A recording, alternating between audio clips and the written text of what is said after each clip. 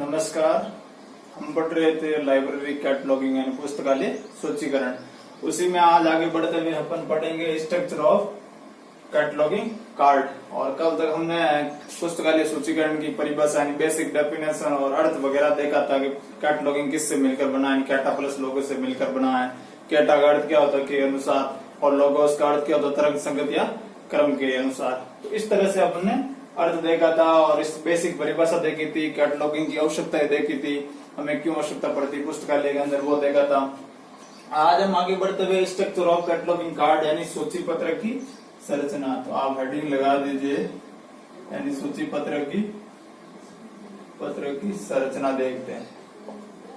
संरचना इसलिए इम्पोर्टेंट हो जाती है सूची पत्र की हमारे लिए क्योंकि जब हम ट्रिपल सी के अनुसार एंट्रीज करेंगे और ASCR2 के अनुसार एंट्रीज करेंगे, लाइब्रेरीज के अंदर एंट्री बनाना सीखेंगे, तब उसके लिए हमें सबसे पहले कैटलॉगिंग कार्ड की आवश्यकता होगी। तो कैटलॉगिंग कार्ड किस तरह से होता है, उसकी स्ट्रक्चर और उसकी बनावट हम सबसे पहले देखते हैं। तो देखिए, मैं कैटलॉगिंग कार्ड बना के आपको बताता हूँ। ये कैटलॉगिंग कार्ड का क्या हो गया, बाहरी स्ट्रक्चर हो गया है नी, ये इसकी बाहरी बनावट हो गई। ये कैटलॉगिंग कार्ड क्या हो गई, बाहरी। कैटलॉगिंग कार्ड की क्या हो गई, बाहरी स्ट्रक्चर हो गई। क्या हो गई, बाहरी स्ट्रक्चर हो गई यानी आउटर पोर्शन हो गया ये कैटलॉगिंग कार्ड का। इस कैटलॉगिंग कार्ड की साइज कितनी होती है, इसकी लंबाई होती है 5 इंच और इसकी चौड़ाई होती है 3 इंच। इसकी चौड़ाई होती है 3 इंच। इस कैटलॉगिंग कार्ड के अंदर अपन फर्स्ट लाइन खींचते हैं यानी फर्स्ट इंडेंटेशन लाइन बोलते हैं उसको। फर्स्ट वर्टिकल लाइन जो लेफ्ट साइड से कितने अक्षर की दूरी पर होती है, 8 अक्षर की दूरी पर या 2.5 सेंटीमीटर की दूरी पर होती है। तो कितने अक्षर की दूरी पर होती है, तो 8 अक्षर की दूरी बोल दो आप या 2.5 सेंटीमीटर की दूरी पर होती है। इसको क्या कहते हैं, फर्स्ट इंडेंटेशन लाइन। क्या कहते हैं, फर्स्ट इंडेंटेशन लाइन या प्रथम उद्धृत रेखा या फर्स्ट वर्टिकल लाइन भी कहते हैं। ये वर्टिकल लाइन लेफ्ट साइड से कितने अक्षर की दूरी पर होती है, 8 अक्षर की दूरी पर होती है और ऐसे यानी लाल साइज से खींची जाती है। किससे, लाल साइज से खींची जाती है। आपने जब प्रैक्टिकल किया होगा, जब प्रैक्टिकल किया स्ट्रक्चर ये कार्ड देखा होगा आपने लाइब्रेरी के अंदर कभी, तो इसके अंदर ये पहली रेखा किस तरह होती है, लाल साइज से खींची जाती है। और इसके बाद होती है second vertical line. Second vertical line इस कार्ड के अंदर फर्स्ट वर्टिकल लाइन से 4 अक्षर की दूरी पर होती है। कितने अक्षर की दूरी पर होती है, 4 अक्षर की दूरी पर होती है। यानी इस लाइन की लगभग आधी लाइन होती है, यानी ये 1.25 सेंटीमीटर दूरी भी कह सकते हैं आप। 1.25 सेंटीमीटर दूरी पर होती है और ये 4 अक्षर की दूरी पर कह सकते हैं आप, या 1.25 सेंटीमीटर की दूरी पर होती है। किससे, फर्स्ट इंडेंटेशन लाइन से। ये क्या होती है, सेकेंड, इसको कहते हैं सेकेंड वर्टिकल लाइन कह दो या इंडेंटेशन लाइन भी कहते हैं इसको। इसके बाद इसी के सापेक्ष है ना, सेकेंड वर्टिकल के सापेक्ष ये थर्ड इमेजिनरी लाइन होती है। थर्ड इमेजिनरी वर्टिकल लाइन होती है। थर्ड इमेजिनरी वर्टिकल लाइन होती है। वो क्यों खींची जाती है, क्योंकि उस लाइन के द्वारा टाइटल को, टाइटल सेक्शन होता है उसमें कंटिन्यूटी बनी रहती है। यानी कंटिन्यूटी बनाए रखने के लिए वो कार्ड में आपको दिखाई नहीं देती, कोई उसको मानकर चलते हैं। इमेजिनरी लाइन होती है, मैं आपको समझाने के लिए बता रहा हूं। और वो लेफ्ट साइड से कितने अक्षर की दूरी पर होती है, यहां से तो कितने अक्षर की दूरी पर होती है, 14 अक्षर की दूरी पर। सीधा एग्जाम में क्वेश्चन आएगा आपको, थर्ड वर्टिकल इमेजिनरी लाइन कितने अक्षर की दूरी पर होती है, तो कितने अक्षर की दूरी पर होती है, तो 14 अक्षर की दूरी पर आपको बतानी है। ये क्या हो गई, थर्ड इमेजिनरी वर्टिकल लाइन या थर्ड इमेजिनरी इंडेंटेशन लाइन भी कह सकते हैं इसको। थर्ड इमेजिनरी वर्टिकल लाइन कहते हैं।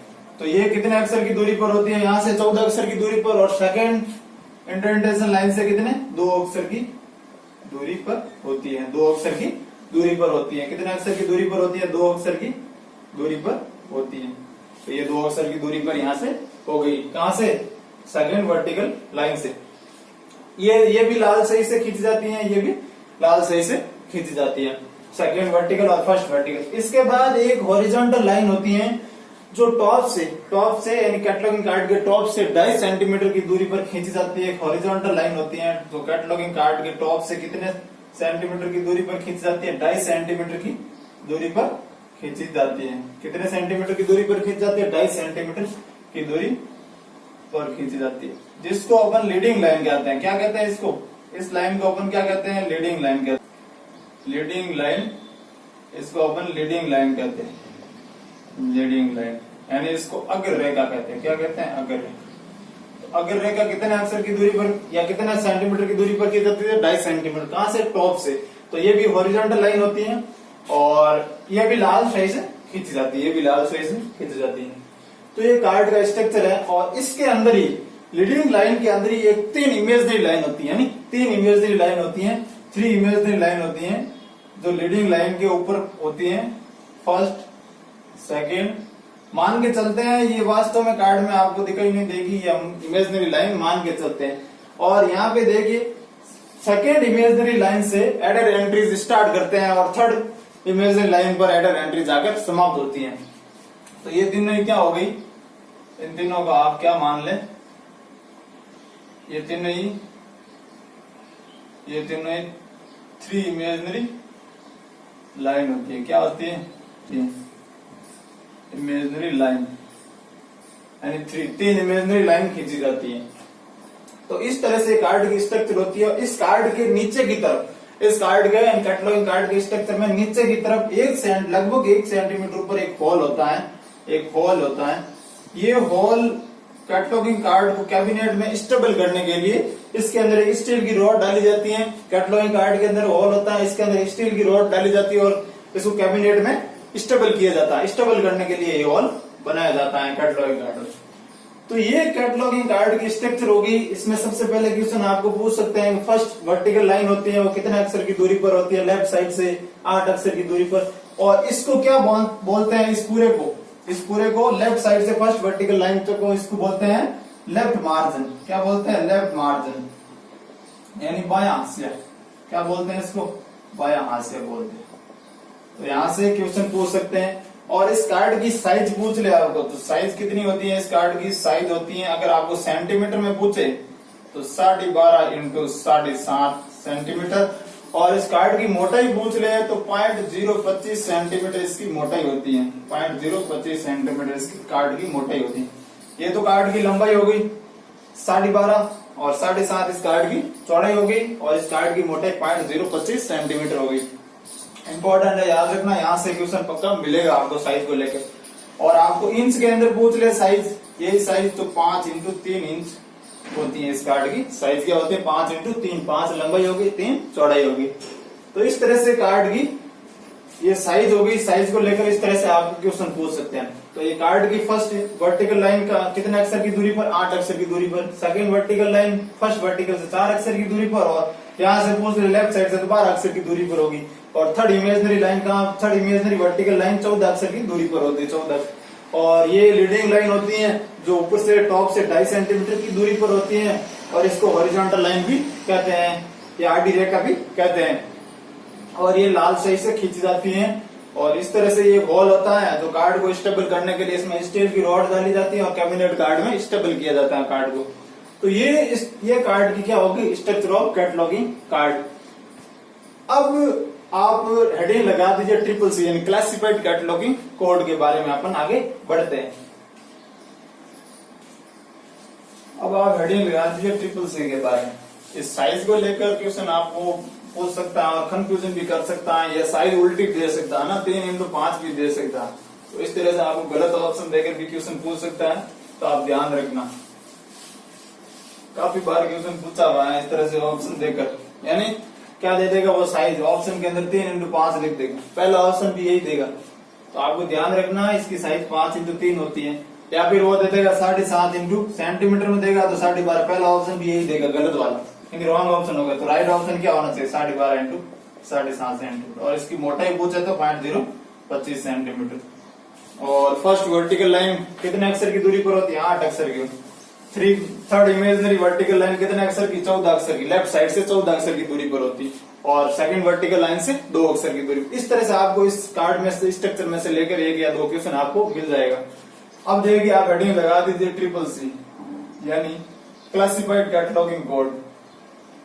Classified catalogue code. Classified catalogue code किसने दिया था? रंगनाथन दिया था। किसने दिया था? रंगनाथन ने। इसको प्रकाशित किसने किया था? रंगनाथन। रंगनाथन। इसका पहला संस्करण कब आया था? 1934 में इसका क्या आया था? प्रथम संस्करण आया था। प्रथम संस्करण 1934 में आया था। क्लासिफाइड कैटलॉगिंग कोड विश्व की पहली सूची संहिता थी जिसमें विषय को अभिगम को पूर्ति करने के लिए क्लासिफाइड एंट्रीज के साथ साथ यानी क्लासिफाइड कैटलॉग के साथ साथ अल्फाबेटिकल सूची के भी प्रावधान किए गए थे। यानी आप नोट कर लीजिए, ये विश्व की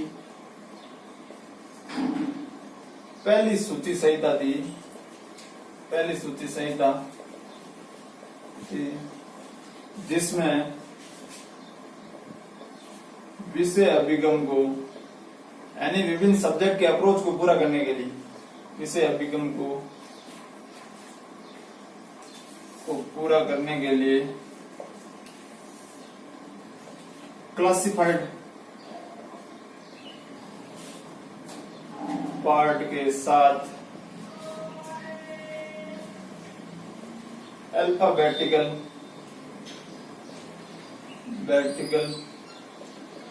पार्ट के यानी लेखक, सहकारक, ग्रंथमाला आदि से भी एंट्रीज यानी प्रविष्टियां बनाने की सुविधा दी गई थी। यानी आपको क्लासिफाइड पार्ट से तो एंट्री बनती क्लासिफिकेशन कैटलॉग सूची से एंट्री बनती, लेकिन अल्फाबेटिकल पार्ट से भी लेखक, अल्फाबेटिकल पार्ट जैसे लेखक हो गया, सहकार हो गया, ग्रंथमाला हो गया, सब्जेक्ट हो गया, इस नाम से भी एंट्री बनाने की प्रावधान इसमें सुविधा प्रदान की गई। किसमें? क्लासिफाइड कैटलॉगिंग कोड के अंदर। ये विश्व की पहली सूची संहिता थी जिसमें विषय अभिगम को पूरा करने के लिए क्लासिफाइड पार्ट के साथ अल्फाबेटिकल पार्ट के यानी लेखक, सहकार, ग्रंथमाला आदि से भी एंट्री बनाने की सुविधा दी गई थी। तो अब आगे बढ़ते हैं, एक एक एंट्रीज यानी एक एक अपने प्रथम संस्करण के बारे में डिटेल से पढ़ते हैं, एक एक विशेषताएं पढ़ते हैं। अभी तक इसके कितने संस्करण आ गए थे? 5 संस्करण आ गए थे ट्रिपल सी के, और 5वां संस्करण लास्ट 1964 के अंदर आया था। उसके बाद कोई भी संस्करण इसके अंदर नहीं आया था। तो देखिए पहला संस्करण आप हेडिंग लगा दीजिए, 1934 में आया था। तो ट्रिपल सी का प्रथम संस्करण कब आया था? 1934 के अंदर आया। तो ये संस्करण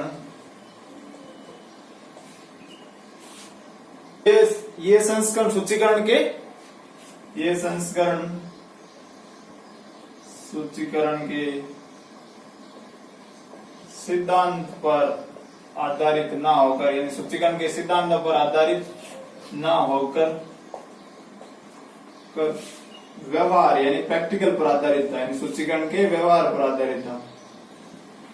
व्यवहार पर आधारित था। तो ये पहले संस्करण की विशेषता होगी, ध्यान रखना। आपको पूछ सकते हैं पहला संस्करण सूचीकरण के सिद्धांत पर आधारित ना होकर व्यवहार पर आधारित था। इस तरह से आपको कोटेशन देकर भी आपको पूछ सकते हैं कि कारण, कथन और कारण देकर भी पहला संस्करण के बारे में विशेषता दे देगा, और रीजन और स्टेटमेंट और रीजन देकर भी क्वेश्चन पूछ सकते हैं आपको। तो दूसरा संस्करण देखिए, दूसरा संस्करण कब आया था? द्वितीय संस्करण सूचीकरण का। तो आप हेडिंग लगा दीजिए द्वितीय संस्करण। द्वितीय संस्करण 1945 के अंदर आया। कब आया था? 1945 के अंदर आया। ये संस्करण सूचीकरण के सिद्धांतों पर आधारित था, 9 नॉर्मेटिव प्रिंसिपल पर आधारित था, 9 सूचीकरण के नॉर्मेटिव प्रिंसिपल पर आधारित था यानी आदर्शक सिद्धांत पर आधारित था, तथा 4 मूलभूत सिद्धांतों पर ये संस्करण आधारित था। प्रकाशित हुआ था ये ट्रिपल सी के नाम से यानी क्लासिफाइड कैटलॉगिंग नाम से प्रकाशित हुआ था। ट्रिपल सी के नाम से प्रकाशित हुआ था, और इसके अंदर सूचीकरण के 9 सिद्धांत भी दिए गए थे, यानी 9 नॉर्मेटिव प्रिंसिपल यानी आदर्शक सिद्धांत तथा 4 मूलभूत सिद्धांत दिए गए थे, जो theory of theory of classification cataloguing book आई थी रंगनाथन की 1938 के अंदर, उसके अंदर ये नियम दिए गए थे।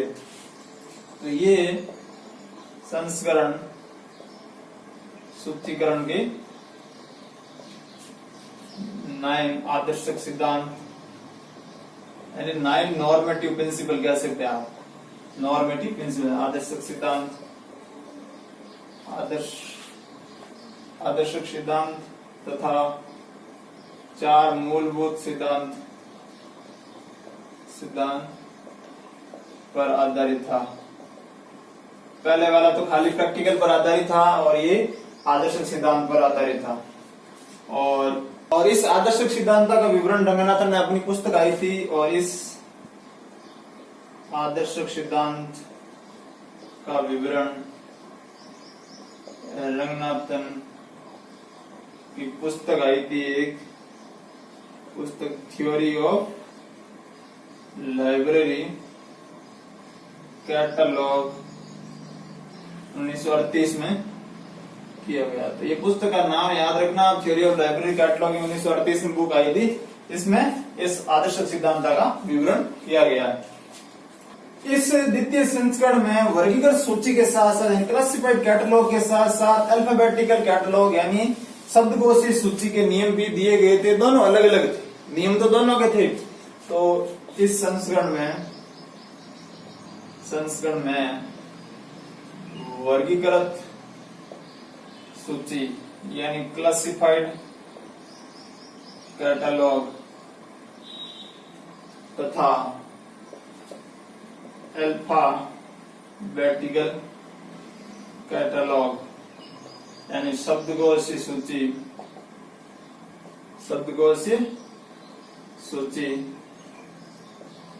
दोनों के नियम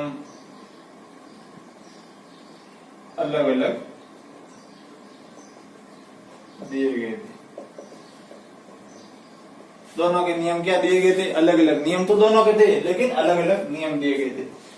अब देखिए अपन आगे बढ़ते हैं, थर्ड एडिशन के बारे में देखते हैं।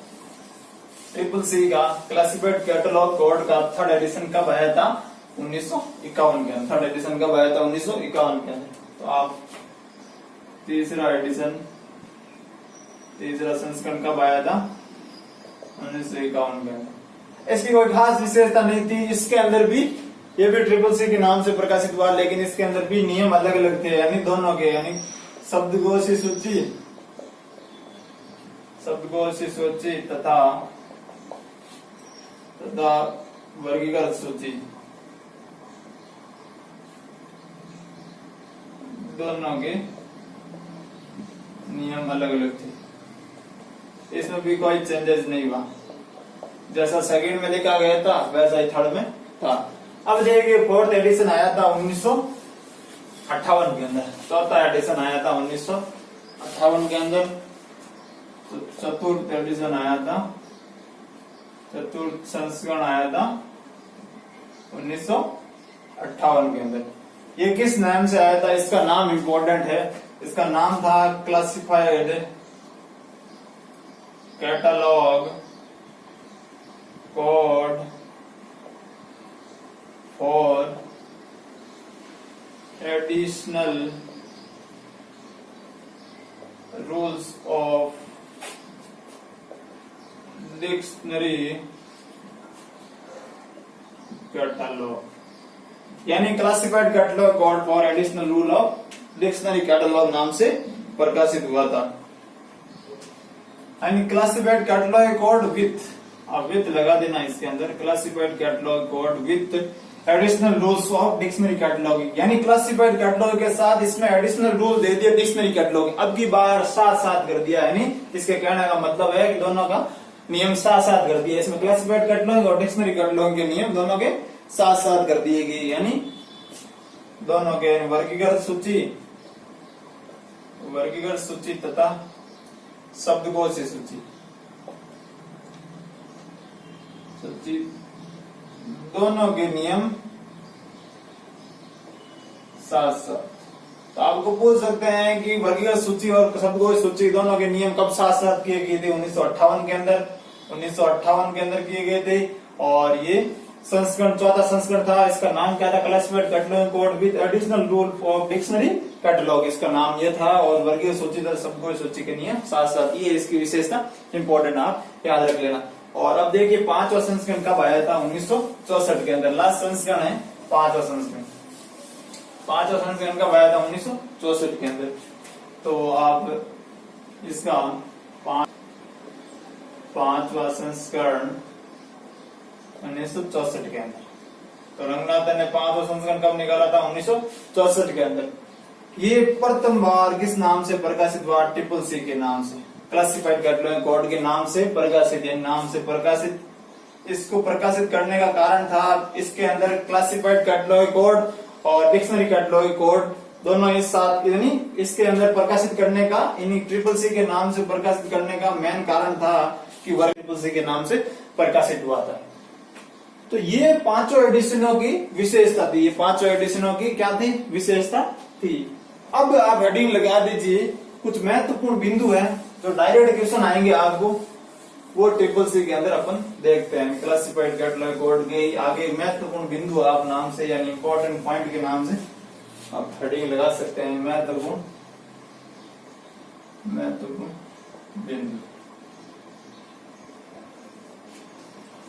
ये सूची संहिता 2 दशकों तक रंगनाथन ने क्या किया था, रंगनाथन ने सर्कुलेशन डिपार्टमेंट और रेफरेंस डिपार्टमेंट यानी संदर्भ विभाग में पाठकों पर निरीक्षण किए गए पर आधारित थी, यानी निरीक्षण करके बनाई थी। पाठकों पर 2 दशकों तक रंगनाथन ने सर्कुलेशन डिपार्टमेंट यानी आदान प्रदान विभाग और रेफरेंस डिपार्टमेंट यानी संदर्भ विभाग में, दोनों में क्या किया, निरीक्षण करके ये सूची संहिता 2 दशकों तक निरीक्षण करके बनाई गई थी। इस सूची संहिता में एक इंपॉर्टेंट पॉइंट याद रखना, इसका अध्याय जी, अध्याय जी क्या करता है, लेखक के नाम को बताता है, लेखक के नाम को, नाम की पहचान करता है, लेखक के नाम को बताता है, लेखक के नाम की पहचान करता है या लेखक के नाम को बताता है। तो आप पहचान कर, आपको पूछ लेगा, सीधा क्वेश्चन आएगा, इसका अध्याय जी, ट्रिपल सी का अध्याय जी क्या करता है, तो लेखक की नाम की पहचान करता है। और इसका ये अध्याय इसका एक अध्याय जे है, यानी कैपिटल जे है, जो लेखक के नामों की उपकल्पन करता है। क्या करता है, नामों की उपकल्पन करता है, ये भी आप एक पॉइंट याद रखना। और इसका अध्याय ईडी, कैपिटल ईडी क्या करता है, लेखक की शैली को बताता है, शैली को बताता है, लेखक की शैली को बताता है, यानी स्टाइल ऑफ राइटिंग को बताता है, लेखक की शैली को बताता है। तो ये इंपॉर्टेंट पॉइंट आप नोट कर लीजिए। और इसमें एक पॉइंट और नोट कर लीजिए आप, इसमें किसमें, इस सूची संहिता ट्रिपल सी में, इसमें पुस्तकों, सामयिक प्रकाशनों,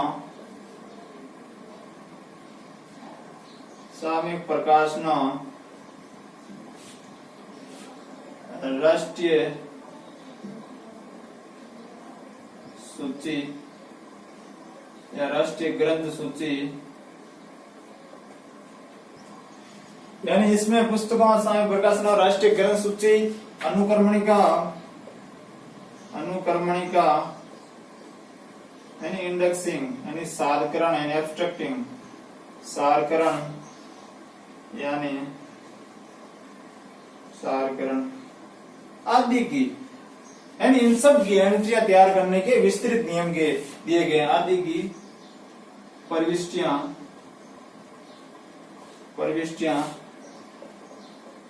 तैयार करने के विस्तृत नियम दिए गए हैं। इसमें क्या दिए गए, विस्तृत नियम दिए गए।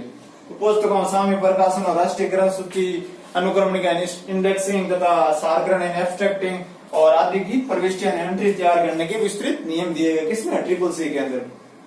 तो आगे महत्वपूर्ण बिंदु में अपन आगे बढ़ते हुए और आगे महत्वपूर्ण बिंदु देखते हैं। इसके अंदर बिब्लियोग्राफिक, यानी जब भी इसकी ट्रिपल सी से एंट्री बनाते हैं तो मैन एंट्री के अंदर अपन बिब्लियोग्राफिक इनऑफ नहीं दर्शाते हैं। बिब्लियोग्राफिक इनऑफ का मतलब ग्रंथमाला विवरण, यानी उस बुक का पेज संख्या वगैरह, पेज संख्या आदि नहीं दर्शाते हैं, यानी आकार प्रकार, बुक का आकार प्रकार नहीं बताते हैं, उस ग्रंथ का आकार प्रकार नहीं बताते। तो आप नोट कर लीजिए, बिब्लियोग्राफिक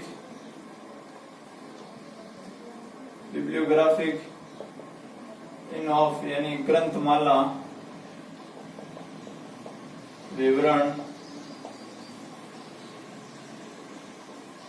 इसमें नहीं दर्शाया जाता।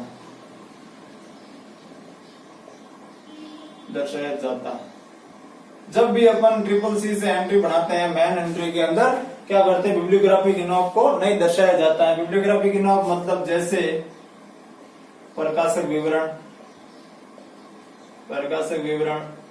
प्रत संख्या यानी पुस्तक का आकार यानी आकार प्रकार विवरण इसमें नहीं दर्शाया जाता है, मैन एंट्री के अंदर नहीं दर्शाया जाता है। और जैसे प्रकाशक विवरण हो गया, पद संख्या हो गया, आकार प्रकार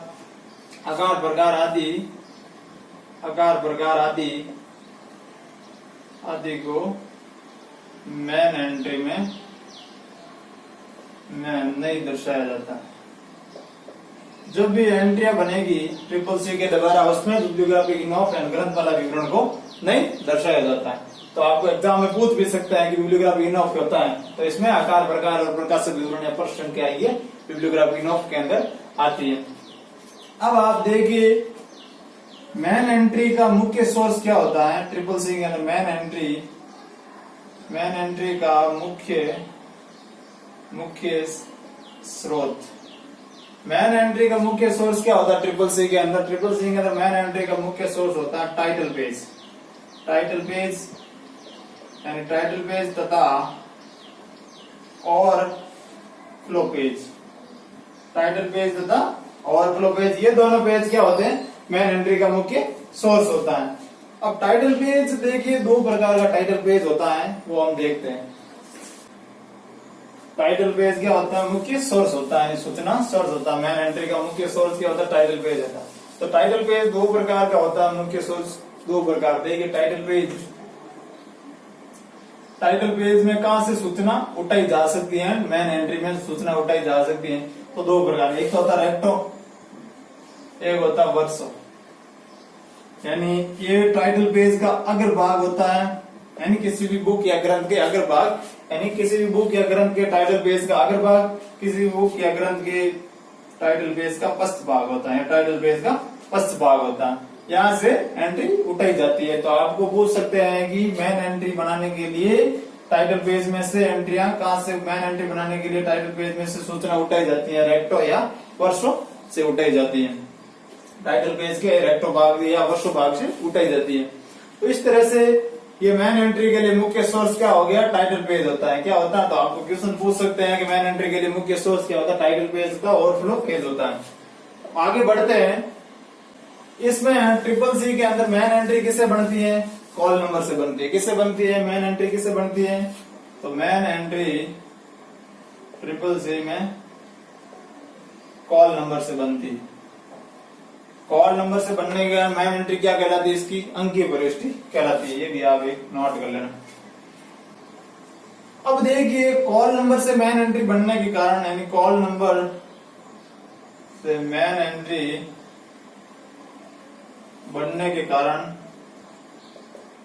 कारण क्या होता है, बनने के कारण तो कॉल नंबर किससे बनते हैं, वर्गीकरण से बनते हैं। तो मैन एंट्री में कॉल नंबर कहां पे यूज लिए जाते हैं, मैन एंट्री का सूचीकरण करने के लिए कॉल नंबर यूज लिए जाते हैं, यानी कॉल नंबर यूज लिए जाते हैं। तो कॉल नंबर यूज लेने के कारण मैन एंट्री के बनाने के कारण, कॉल नंबर से मैन एंट्री बनाने के कारण सूचीकरण तथा वर्गीकरण यानी कैटलॉगिंग तथा क्लासिफिकेशन क्या होगी, सहजीवी होगी, यानी एक दूसरे से डिपेंडेबल होगी, सहजीवी है, एक दूसरे पे क्या होगी, डिपेंडेबल होगी। वर्गीकरण तथा सूचीकरण क्या होगे, सहजीवी है। ये भी आपको क्वेश्चन पूछ सकता है। इसमें चयन प्रोसीजर होता है, एक चयन प्रोसीजर द्वारा क्या किया जाता है, क्लास इंडेक्स एंट्री बनाई जाती है। इस कारण से ये क्लास इंडेक्स बनाई जाती हैं। ये प्रोसेसर, चैन प्रोसेसर क्या हो गया, पूर्ण यांत्रिक विधि हो गया, एक तरह से क्या होगी, मैकेनिकल प्रोसेस हो गया। इसका दोष यही है, ट्रिपल सी का दोष यही है कि काफी समय से ये अपडेट नहीं हुई है, टाइम के साथ चली नहीं ये पत्ती, और यानी ये कोड क्या चले, सिद्धांत क्या संहिता यानी सूची संहिता क्या टाइम के साथ चली नहीं, और ये नॉन बुक मटेरियल को नियम प्रदान नहीं करती है। लेकिन इसका एक अध्याय है 5A, कौन सा अध्याय है आप नोट कर लेना, 5A अध्याय के अंदर बताया गया है कि 5A अध्याय के अंदर ये बताया कि भविष्य में जब भी फ्यूचर में नॉन बुक मटेरियल के लिए रिक्त स्थान छोड़ा गया, यानी खाली स्थान छोड़ा गया है, यानी स्थान छोड़ा गया नॉन बुक मटेरियल के लिए 5A चैप्टर के अंदर, जब भी नॉन बुक मटेरियल के नियम दिए जाएंगे उसके अंदर लिखे जाएंगे। तो ये थी ट्रिपल सी हमारी पूरी हो गई। अब हम देखते हैं इसके बाद चैन प्रोसीजर, क्या देखते हैं, चैन प्रोसीजर। अब आप हेडिंग लगा दीजिए श्रृंखला प्रक्रिया यानी चैन प्रोसीजर। चैन प्रोसीजर इसलिए मैं अपन एंट्रिया बनाने से पहले पढ़ लेते हैं, क्योंकि क्लास इंडेक्स एंट्री बनेगी वो चैन प्रोसीजर से ही बनेगी, इसलिए सबसे पहले श्रृंखला प्रक्रिया समझ लेते हैं, यानी श्रृंखला प्रक्रिया, यानी आप हेडिंग लगा दीजिए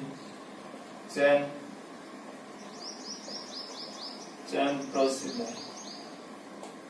चैन प्रोसीजर श्रृंखला प्रक्रिया क्या होती है, जब अपन मैन एंट्री बनाते हैं ना, मैन एंट्री बनती है कॉल नंबर से, कॉल नंबर से बनने के कारण वो क्या होगी, कृत्रिम भाषा में होगी। अब कॉल नंबर क्या होता है, एक तरह से कृत्रिम भाषा में हो गया, तो मैन एंट्री कॉल नंबर से बनने के कारण पाठक को समझने में असमर्थ होता है, पाठक को उसको समझने, क्योंकि पाठक को ज्ञान नहीं होता है कि अंकों का ज्ञान नहीं होता है, तो उसको समझाने के लिए, पाठक को मार्गदर्शन करने के लिए अपन क्या करते हैं, चैन प्रोसीजर द्वारा उस कॉल नंबर को क्या करते हैं, वापस उसमें चैन प्रोसीजर द्वारा कॉल नंबर को कृत्रिम भाषा में होते हैं उसको वापस प्राकृतिक भाषा में लाने का काम करते हैं, यानी उसको शब्दकोशीय भाषा में लाते हैं, अंकों से वापस शब्दों में लाने का काम कैसे करते हैं, चैन प्रोसीजर से। इसके लिए अंकों में लाने के लिए रंगनाथन ने हमें चैन प्रोसीजर यानी एक श्रृंखला प्रक्रिया बताई है, उस प्रोसेस के द्वारा अपन उसको अंकों से वापस उसको किस में लाएंगे, प्राकृतिक भाषा, शब्दकोशीय भाषा में, वहां से अपन चैन प्रोसीजर के लिए हेडिंग प्राप्त करेंगे, और उसके द्वारा हम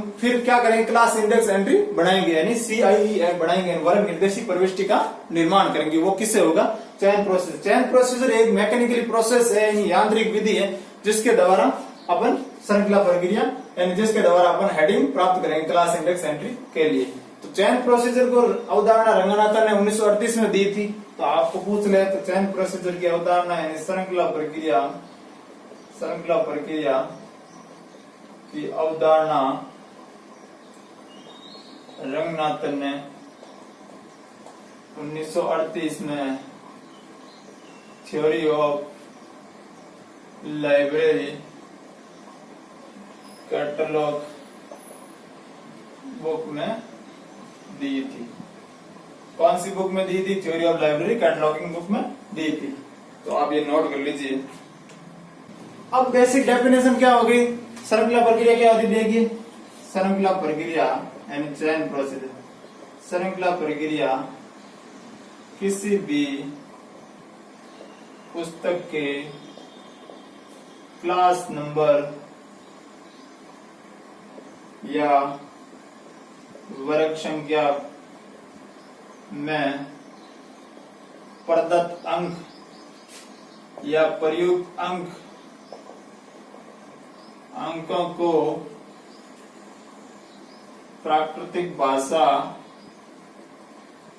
या शब्दकोशीय भाषा में अनुवाद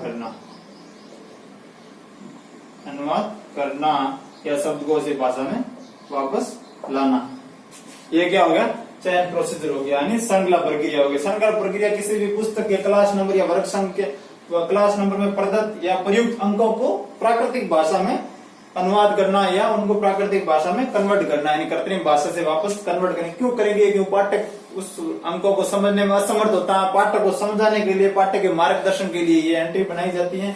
और इस क्लास श्रृंखला प्रक्रिया से कौन सी एंट्री का निर्माण होता है, वो होता है क्लास इंडेक्स एंट्री। जब आप एंट्रियों के टाइप पढ़ेंगे तब आपको और समझा दूंगा, अभी तो आप इतना समझ लो कि चैन प्रोसीजर से कौन सी एंट्री का निर्माण होता है, तो क्लास इंडेक्स एंट्री का यानी वर्ग निर्देशित प्रविष्टि एंट्री का निर्माण होता है। तो आपने नोट कर लिया होगा अब चयन प्रोसीजर में रंगनाथन ने अलग अलग टाइप की 5 टाइप की कड़ियां या लिंक्स का यूज किया। उन लिंक्स के बारे में एक एक के बारे में देखते हैं। देखिए कौन कौन सी लिंक्स का यूज किया। जैसे पहली लिंक थी फॉल्स लिंक, जिसको मिथ्या कड़ी कहते हैं। क्या कहते हैं? मिथ्या कड़ी। अब देखिए मिथ्या कड़ी क्या कहते हैं? जिसका कोई अर्थ नहीं होता है ना। मिथ्या कड़ी का मतलब जिसका, यानी जिस कड़ी का कोई अर्थ नहीं होता है। यानी इसमें कौन से सम्मिलित होते हैं? कौन कौन? जैसे जो लिंग या कड़ी किससे समाप्त होती हो? योजक चिन्ह से समाप्त होती हो। योजक चिन्ह से समाप्त होने वाली कड़ियां किसमें आएंगी? फॉल्स लिंक के अंदर आएगी। योजक चिन्ह यानी कोमा हो गया, कॉलन हो गया, इन्वर्टेड कोमा हो गया और सेमी कोमा हो गया। इस तरह से ये योजक चिन्ह जितने भी हो गए वो फॉल्स लिंक के अंदर आएंगे। तथा दशासमंत पर समाप्त होने वाली कड़ियां, दशासमंत पर समाप्त होने वाली जितनी भी कड़ियां होती हैं वो भी किसमें आती हैं? 0A 0B, ये दशासमंत के कनेक्टिंग सिंबल हो गए। इस तरह से आपको कहीं मिले इस तरह से कड़ियां समाप्त होने वाली होगी तो वो किसमें आएंगी? फॉल्स लिंक के अंदर आएगी। तो फॉल्स लिंक आपको समझ में आ गया होगा, यानी जिस कड़ी का कोई अर्थ नहीं होता है। जैसे योजक चिन्ह पर समाप्त होने वाली कड़ियां हो गई, दशासमंत पर समाप्त होने वाली जितनी भी कड़ियां होती हैं वो फॉल्स लिंक के अंदर आती है। दूसरा लिंक होता है साउथ लिंक। यानी ऐसा लिंक या ऐसी कड़ी जिस पाठक द्वारा पाठ्य सामग्री खोजने की संभावना क्या हो? पूर्ण संभावना, लगभग 100% संभावना हो। यानी ऐसी कड़ी जिसमें पाठक द्वारा पाठ्य सामग्री खोजने की पूर्ण संभावना हो, यानी 100% संभावना लगभग 100% संभावना हो, तो वो किसमें आता है? साउथ लिंक के अंदर आता है। अब तीसरा लिंक देखिए, आपने नोट कर लिया होगा। तीसरा देखिए अनसाउथ लिंक होता है। अनसाउथ इसका रिवर्स हो गया। ऐसी कड़ी या ऐसा लिंक जिसमें पाठक द्वारा पाठ्य सामग्री के खोजने की संभावना क्या हो? लगभग नगण्य हो, यानी ना के बराबर हो। यानी तीसरा कौन सा हो गया? अनसाउथ लिंक। साउंड लिंक यानी अखोज कड़ी। नाम से पता चल रहा है आपको इसकी डेफिनेशन, यानी संभावना क्या हो? ना के बराबर। मैं शॉर्ट में लिख देता हूं, पाठ्य सामग्री खोजने की संभावना ना के बराबर, ना के बराबर। तो ये किसमें आता है? अनसाउंड लिंक के अंदर। चौथा लिंक आता है सूडो लिंक। सूडो लिंक यानी कृत्रिम लिंक, यानी कृत्रिम कड़ी। कृत्रिम कड़ी यानी सूडो लिंक, यानी ऐसा लिंक या ऐसी कड़ी, ऐसा लिंक या ऐसी कड़ी जिसका समापन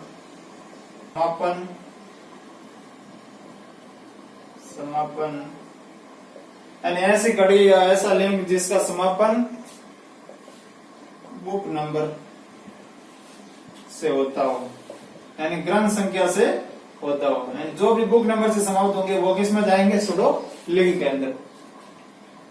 एक लास्ट लिंक है जो हमें रिक्त लिंक कहते हैं उसको, यानी रिक्त कड़ी कह सकते हैं या मिसिंग लिंक कह सकते हैं। पांचवा है लास्ट, क्या है? Missing link. क्या है? Missing link.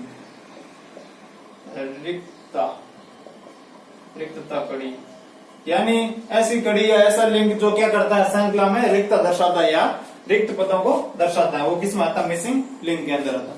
तो ये 5 प्रकार की कड़ियां हो गई। अब हम श्रृंखला प्रक्रिया द्वारा यानी चयन प्रक्रिया द्वारा हम क्लास इंडेक्स एंट्री बनाना सीखते हैं। सीआई पहले बनाना देख लेते हैं, ताकि आपको जब भी मैं एंट्रियां पढ़ाऊंगा, जब मैं टाइप्स ऑफ एडेड एंट्रियां पढ़ाऊंगा उसमें क्लास इंडेक्स एंट्री बताऊंगा, उसमें फिर मैं डायरेक्ट बताऊंगा, फिर मैं चयन प्रोसीजर यहाँ पे आपको एक बार बता देता हूँ बनाना, फिर वहां पे मैं डायरेक्ट एंट्री में चयन प्रोसीजर उतारना बता दूंगा। तो आप देखिए, आप हेडिंग लगा दीजिए श्रृंखला प्रक्रिया की विधि। श्रृंखला प्रक्रिया की विधि, क्या हेडिंग लगा दीजिए? श्रृंखला प्रक्रिया विधि यानी चयन प्रोसीजर की विधि हुई।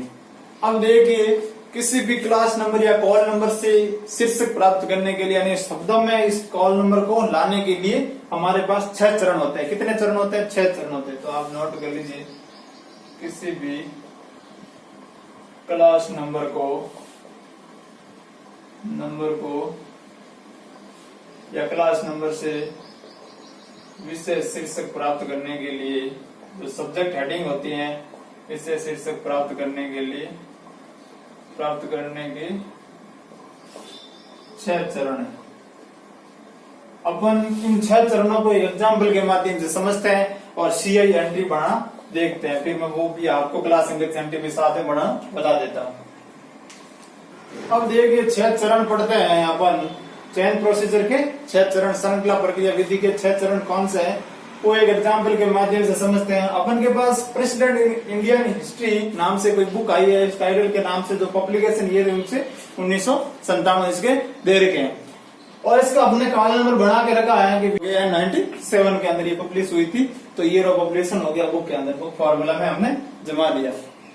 अब देखिए इसका पहला चरण कहता है कि श्रृंखला यानी जितने भी इसके नंबर है उसके क्लास नंबर को एक चयन प्रोसीजर यानी श्रृंखला प्रक्रिया में रखना है, यानी ऊपर से नीचे तक पूरे को खोलकर एक श्रृंखला प्रक्रिया में रखना है। पहला चरण हो गया। देखिए हमने श्रृंखला प्रक्रिया क्रम वी को रखा पहले, फिर V4 को, फिर V44, प्रत्येक को अलग अलग, प्रत्येक अंक को क्या रखना? श्रृंखला प्रक्रिया के रूप में रखना, यानी पहला चरण। फिर V44 पर कोमा को भी बताया, फिर V44, 1 को बताया, फिर V44, N97 को बताया। फिर इसका द्वितीय चरण है कि प्रत्येक इस अंक के आगे इक्वल टू का निशान लगाते हुए यानी इक्वल टू का चिन्ह लगाते हुए इनको कृत्रिम भाषाओं की इसमें जन भाषा में कन्वर्ट करना है, यानी सीसी के द्वारा। जैसे सीसी में किसके लिखा, वी को क्या लिखा, हिस्ट्री लिखा, इसको जन भाषा में इक्वल टू का निशान लगाते हुए यानी इक्वल टू का चिन्ह लगाते हुए, यानी द्वितीय चरण। V4 को एशियन हिस्ट्री, V44 को इंडियन हिस्ट्री, V44 कोमा यानी कनेक्टिंग सिंबल हो गया, और V44, 1 यानी प्रेसिडेंट इंडियन हिस्ट्री, और V44, 1 N97 जो बुक नंबर पे समाप्त होने वाले में पहले बताया था वो सूडो के अंदर चला जाएगा। तीसरा चरण है, इसका 2 चरण खत्म हो गई। तीसरा चरण है इन इक्वल टू के चिन्ह के को पहले इक्वल टू चिन्ह को दूसरे इक्वल टू चिन्ह को से जोड़ने के लिए डाउनवर्ड एरो का प्रयोग करेंगे। किसका? डाउनवर्ड एरो को। जैसे देखिए दूसरे को तीसरे जोड़ने के लिए, तीसरे इक्वल टू को चौथे से जोड़ने के लिए, चौथे को 5 से जोड़ने के लिए डाउनवर्ड एरो को दोबारा इनको जोड़ेंगे। ये कौन सा चरण हो गया? ये तीसरा चरण हो गया, ये तीसरा चरण हो गया। अब देखिए चौथा चरण है इसका, इन सबको क्या करेंगे? लिंक के द्वारा बताएंगे कि साउट लिंक कौन सा है, लिंक के द्वारा इनको जमाएंगे। जैसे साउट लिंक कौन सा, अनसाउट लिंक कौन सा है, फॉल्स लिंक कौन सा है, इसमें सूडो लिंक कौन सा, मिसिंग लिंक कौन सा, इसके द्वारा बताएंगे। जैसे देखिए वी इन हिस्ट्री आ गया, हिस्ट्री क्या है? साउट लिंक। अब इसमें साउट लिंक तथा अनसाउट लिंक को पहचानना थोड़ा मुश्किल होता है, लेकिन फॉल्स लिंक को पहचानना सबसे आसान होता है, क्योंकि वो कनेक्टिंग सिंबल से जुड़ा रहता है, योजक चिन्ह या दशा संबंध से जुड़ा रहता है, इसलिए आप उसको देखकर भी बता सकते हैं। तो इसको इतना भी मुश्किल नहीं है, लेकिन आपको देखकर बता सकते हैं इसको भी। जैसे साउट लिंक, साउट लिंक क्या होता है? जैसे साउट लिंक से अपन जिसमें बुक की खोजने की क्या होती है? 100% संभावना होती है, पाठक द्वारा 100% खोजने की संभावना होती है, वो साउट लिंक में अंदर आता है। जैसे हिस्ट्री नाम से ये बुक आई है, प्रेसिडेंट इन इंडियन हिस्ट्री, तो हिस्ट्री नाम से जो भी पाठक आएगा पुस्तकालय बुक को खोजेगा, तो खोजने की संभावना क्या होगी? 100%। तो ये किसमें चला गया? साउट लिंक के अंदर। इसी तरह देखिए V4 किसमें? एशियन हिस्ट्री के अंदर। एशियन हिस्ट्री अनसाउट लिंक में गया। क्यों गया अनसाउट लिंक में? क्योंकि पुस्तक की खोजने की संभावना न के बराबर है। कोई हमारा पाठक इंडिया के अंदर एशियन हिस्ट्री नाम से प्रेसिडेंट इन इंडियन हिस्ट्री है, तो इंडिया का प्रेसिडेंट वो एशियन हिस्ट्री नाम से बुक नहीं सर्च करेगा, क्योंकि हमारा प्रेसिडेंट किसकी बुक आई थी? प्रेसिडेंट इन इंडियन हिस्ट्री के नाम से आई थी। इंडिया का प्रेसिडेंट है और उसकी बुक है, इसलिए उस नाम से आई थी, इसलिए एशियन हिस्ट्री नाम से बुक खोजने की संभावना बिल्कुल की ना के बराबर होगी, नगण्य होगी। तो ये किसमें चला गया? अनसाउट लिंक के अंदर चला गया। फिर देखिए V44 इंडियन हिस्ट्री, ये चला गया साउट लिंक के अंदर। साउट लिंक क्योंकि इंडिया हिस्ट्री नाम से बुक खोजने की संभावना 100%, क्योंकि इंडिया का प्रेसिडेंट है तो इंडिया हिस्ट्री के नाम से पाठक बुक को खोजेगा, 100% संभावना है, तो इंडियन हिस्ट्री के अंदर चला गया। फिर देखिए V44 कोमा से जुड़ा है, कनेक्टिंग सिंबल से जुड़ा हुआ, तो किसमें चला जाएगा? फॉल्स लिंक यानी मिथ्या कड़ी के अंदर चला गया। फिर देखिए V44, 1 प्रेसिडेंट इंडियन हिस्ट्री, यानी इंडिया का प्रेसिडेंट है, इंडियन हिस्ट्री नाम से बुक है, तो खोजने की संभावना क्या? 100% है, तो खोजने की 100% संभावना यानी साउट लिंक के अंदर चला गया। फिर V44, 1 N97 सूडो लिंक के अंदर चला गया। यानी बुक नंबर है, बुक नंबर से खोजने की कोई संभावना नहीं होती है। यानी जो लिंक बुक नंबर पे समाप्त होता है वो किस में चला जाता है, सूडो लिंक के अंदर चला जाता है। अब पांचवा चरण कहता है, पांचवा चरण यह कहता है जो साउट लिंक यानी खोज घड़ी प्राप्त हुई है उनको उल्टे क्रम में नीचे से लिखते हुए कैपिटल लेटर में लिखते हुए पांचवे कड़ी बनाएंगे। यानी जैसे देखिए प्रेसिडेंट इंडियन हिस्ट्री, इसको ऊपर लिखेंगे, सबसे ऊपर टॉप पे लिखेंगे, पहले साउट लिंक इसको बनाएंगे और इसको कैपिटल लेटर में लिखेंगे। और फिर देखिए 2 नंबर इसको लिखेंगे, 3 नंबर इसको लिखेंगे। जैसे देखिए प्रेसिडेंट इंडियन हिस्ट्री तो कैपिटल में लिखा प्रेसिडेंट इंडियन हिस्ट्री और नीचे से उठाया, यानी चौथे के इस उल्टे क्रम में द्वितीय का उल्टा क्रम बनाएंगे। वापस देखिए द्वितीय का उल्टा क्रम, जैसे देखिए जो सीसी से हमने इसकी जनमानस भाषा प्राप्त की, जनमानस भाषा को वापस उल्टे क्रम में और कैपिटल लेटर में लिखेंगे। जो साउट लिंक है उसको उल्टे क्रम में लिखेंगे।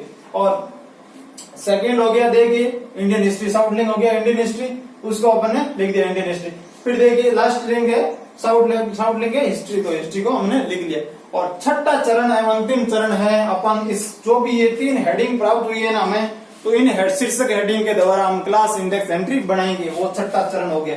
तो आप याद रखना 5 चरण भूल मत जाना, ये 6 चरण होते हैं, 5 नहीं होते हैं 6 चरण होते हैं। आप गलती से भी 5 चरण मत करके आना। छठा चरण क्लास इंडेक्स एंट्री वाला होता है। ये शीर्षक हेडिंग के द्वारा क्लास इंडेक्स एंट्री बनाएंगे। जितने साउट लिंक प्राप्त होते हैं ना किसी भी टाइटल के द्वारा उतनी ही क्लास इंडेक्स एंट्री बनती है। तो इसमें कितने साउट लिंक प्राप्त हो गए, 3 हो गए, तो 3 एंट्री बनेगी, इसके अंदर 3 एंट्री बनेगी। तो मैं एक बार आपको क्लास इंडेक्स एंट्री बना के बता देता हूँ, एक लिंक के द्वारा, यानी एक इसके द्वारा मैं इस टाइटल के द्वारा आपको क्लास इंडेक्स एंट्री यानी शीर्षक हेडिंग के द्वारा आपको क्लास इंडेक्स एंट्री बना के बता देता हूँ। अब मैं इसको मिटा रहा हूँ, आपने नोट कर लिया होगा। और छठा चरण बताता हूं मैं। तो देखिए इस टाइटल का छठा चरण होगा, ये क्लास इंडेक्स एंट्री हो गई, बना के बता देता हूं। अब क्लास इंडेक्स एंट्री के कितने पार्ट होते हैं, 3 पार्ट होते हैं ना। क्लास इंडेक्स एंट्री यानी क्लास वर्गीकृत सूची, और ये चयन प्रोसीजर के द्वारा ही बनती है। तो इसलिए मैंने पहले चयन प्रोसीजर पढ़ाया आपको, फिर अब क्लास इंडेक्स एंट्री बना के बताता हूँ। इसमें क्या है, पहला पार्ट है इसका, पहला इसके सेक्शन है लीडिंग सेक्शन। क्या है लीडिंग सेक्शन? दूसरा है सेकंड सेक्शन, और तीसरा है इंडेक्स नंबर। तो इसके 3 सेक्शन होते हैं। और लीडिंग सेक्शन में क्या आता है, जो हमने हेडिंग प्राप्त की है ना चयन प्रोसीजर के द्वारा, हेडिंग प्राप्त की यानी हेडिंग प्राप्त की है, वो इसमें लिखी जाए श्रृंखला प्रक्रिया के द्वारा, यानी जो चयन प्रोसेस द्वारा हेडिंग प्राप्त की वो इसमें लिखा जाएगा। और सेकेंड सेक्शन में क्या आएगा, डायरेक्टिंग वर्ड आएगा, शब्द, या फिर आप निर्देशांक शब्द कह सकते हैं, या फिर इसको डायरेक्टिंग एलिमेंट कह सकते हैं। क्या कह सकते हैं, तत्व, डायरेक्टिंग एलिमेंट या निर्देशांक शब्द भी कह सकते हैं इसको, इसके अंदर आएगा। और थर्ड सेक्शन के अंदर इंडेक्स नंबर आएगा। जो हमने हेडिंग क्या प्राप्त की थी, अभी हेडिंग हमने प्राप्त की थी, पहले देखिए प्रेसिडेंट